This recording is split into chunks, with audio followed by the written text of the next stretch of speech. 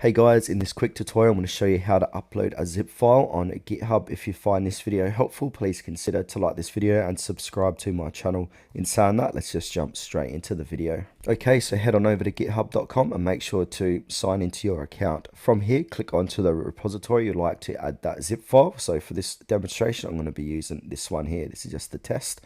Now, once we're inside of here, under the title, it's going to say main, branch, tags, etc. To the right hand side next to the code it says add file, so go ahead and click on add file. We can create a new file or upload files. We want to click on the upload file option. Then from here we can drag files to add them to your repository, so you can drag and drop your zip file straight into here, or you can go ahead and click on choose your files, find the file, and then click on to open. Then from here we can commit changes, so we can add files via upload if we like, or add an optional extended description. Under that it says comment directly to the main branch, or we can create a new branch for this commit and start a pull request, and then click on propose changes.